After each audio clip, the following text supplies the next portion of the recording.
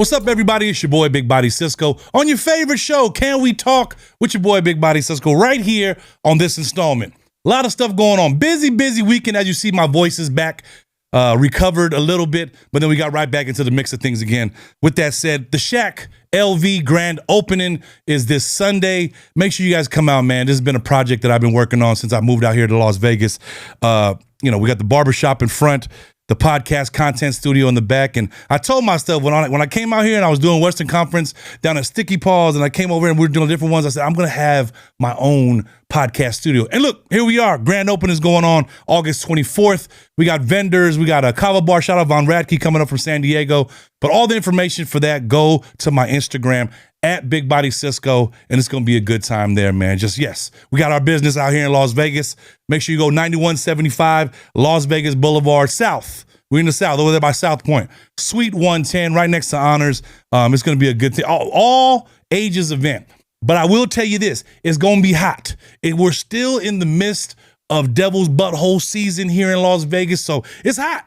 So make sure you bring an umbrella because we can't everybody just crowd and taking all the AC that I got. Pay a lot of money for the AC. Let's get here and over there. Let's recap the weekend. We had Hollywood Bowl. If you guys don't know, I thought T-Mobile was a big deal, which it still was. But we went to Hollywood. I'm talking about the historic Hollywood Bowl in Hollywood, California. I got a phone call late. Mustafa was like, Dan Dalton, Damian Marley's manager was, hey, we need Dub C to come rock over here at Hollywood Bowl. So, Jay Boog is there. He's on tour with them. The Traffic Jam tour with Damian and Stephen Marley. So thought nothing of it. Went over there to sound check. Oh, Lord, I almost pissed my pants. I do a lot of venues, but this venue right here, you had people, the rich people, was eating dinner right up front. I'll show you pictures right here. We'll show you as we go along. Rich people I'm talking about 7-course meals. They brought out like an appetizer, wine. Yeah, so that's when you had all the rich folk. The people that knew who we were, they were in the trees. I don't know if they bought a ticket, but they were way in the top. But we had a good time, man. We celebrated our brother Fiji as we're doing going forward at every show we do. But Hollywood Bowl, thank you to Dan Dalton. Thank you to Damian and Stephen Marley. My brother Jay Boog. Shout out L, all the people. It was good to see them. That was the first time I seen Boogie since our brother Fiji had passed. So we got a chance to sit down with Comic Kings, came and made a special guest appearances there as well. Shout out JR, shout out Matza, shout out the whole Comic Kings family. But it was definitely a good time because that was right after we had the 49er Raider game here at Allegiant Stadium. Look, I know it's preseason, guys, but I'm glad that we won the game. And I'm talking about to all you Raider fans out there that'll be like, oh, it's only preseason. If you would have won that game, I know for damn sure you would have thought it was your Super Bowl. So yes, we are going to act like it's ours, and we got that W. Shout out everybody that showed love at Allegiant Stadium for the Raider. We had a nice little Hard Rock Cafe party with all the Niner faithful that came for the invasion. Shout out Gold Bar Whiskey. Shout out Where My Niners At, 49ers Tailgate, and everybody that was involved with that. We also got to see Boyz II Men. As you can see, I try to catch certain shows here in Las Vegas, but Boyz II Men was on the list. You got Backstreet Boys, which is too expensive, so I probably won't catch them. Then there's Boyz II Men. Went with my cousin Halo, his wife Melissa. We went over and checked out Boyz II Men. Let me just tell y'all, shout out my brother Wanye Morris. Shout out Sean Stockman. Shout out Nate Morris. The whole Boyz II Men crew. They are still doing this 30 years later, ladies and gentlemen. And Wanye dancing like he 18. Still singing and got the voice and the pipes. I'm telling y'all, go check out that show if you guys get a chance to. Shout out my brother Joe Coy, who was also over there in attendance over there. We got to kick it for a little bit. And look out for him because he has a nice tour coming up as well. But it goes into our sports. And we're talking about entertainment and going into sports. ESPN, First Take, Barry Sanders jersey mishap. Gee, I think you've seen this. Monica McNutt. Is that a last name? Or is that a misprint? Monica McNutt mistakenly identified a Barry Sanders jersey that Drewski was wearing. It was Drewski, Stephen A., and McNutt. She went and said, oh, you're gonna rock the Shadora. If you don't get fired right now, if you don't know who Barry Sanders is and you an ESPN analyst, you need to be taken out back. Look, I'm not gonna go there with you. Just escorted out the back. But come on, people. Who we got over here at ESPN nowadays don't know who the legendary Barry Sanders is. He had 20. He had it on backwards. Drewski even was like, oh, no, this Barry. But come on, people. It's okay to make a mistake, but to that level and to that extreme on that channel with sports involved, that's when it's kind of like, I don't know. I don't know. So do your homework, Lady McNutt. Not Lady McNutt. That sounded bad. That was sounded racist as well. But moving on, guys, we talked about our toxic topics last week. And a lot of you guys started chiming in. Look, I'm not trying to ruin no home. I'm trying to make it a better home for you and your significant others. With that said, mental health in the Islander community, we always talk about it all the time, but not into relationships. I'm talking about with phrases that we've used in our Polynesian culture that you've been, since we've been growing up, the fix your face thing. So, I've been told many times to fix my face, and I tried many a times to fix my face.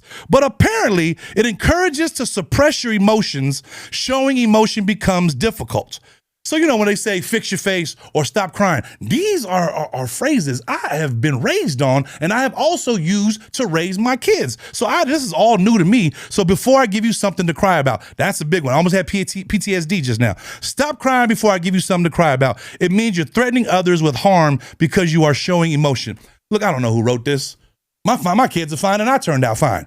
I say use these phrases. I know I get the whole mental health aspect, but the way you do it, it's in the way you present it. Like, fix your face. You know what I mean? That's all it takes. Because then you fix your face, even though you think your face is fixed, you don't know what your parent or someone that's telling you to fix your face. And sometimes you be thinking you ugly, but is it fixed? You're like, fix your face. You're like, smile. I am smiling. So yes, I can see the mental health aspect of it. There's a time and a place for it. So will I say the Islander phrases to unlearn? I want to say to unlearn them, but kind of just use them in a manner that's going to teach them sometimes these kids need to shut the fuck up sometimes. So sometimes you got to say these phrases to do it. This might be child abuse, but that's neither here nor there. Toxic topic for this week. Is it acceptable to vent about your relationship to your friends? Think about it. Here goes a girl. Let me tell you, don't do it. This is my personal opinion. A common and often necessary practice that is part of life. The benefits, I'll give you the benefits. Emotional support provides empathy and reduces stress. Fresh perspective. You're too close to the situation. Your judgment is clouded. Strengthening friendships, sharing struggle. The downside. There's a bunch of downside. This is the downside. Misery loves company. That's just the simple period fact of what it is. If you go and tell your homegirl that's probably miserable too about your goings on with you and your boyfriend, guess what? Your single miserable friend wants you to be single miserable just like her. No, fix your face. See, fix your face. Now, prime time to say fix your face. But it goes back to people just saying your privacy is your best asset when you're in a relationship. Handle that in between each other. You don't need to go be telling your friends about what happened because, look, this is what always happens. I'm telling you, you guys go through it all the time. You tell your family and your friends, I'm never going to mess with him or her again. And guess what? You show up with that motherfucker at the barbecue. Now we all like, what the hell? I thought you was done with this dude. So you got to be careful on how you handle these situations, people.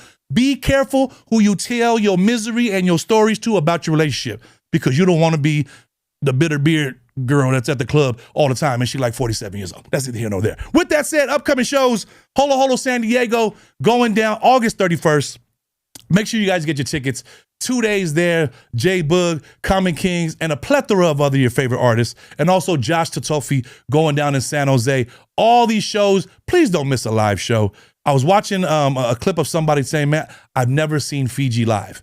With everything that's going on with Fiji, I seen in the comments, someone said, man, I wish I seen Fiji at a show. Not saying people on this bill is going to be gone soon, but go out and enjoy live music. Go out and enjoy time with your family because we're in a tough time right now. And I'm telling you, you never know what's going to happen and you never know when you'll be taken off this earth. With that said, I'll see you on the next one. I'm your boy, Big Body Cisco. And don't tell me what happened on Chief of War because we're going to watch that too on Friday. See you on the next one. Peace.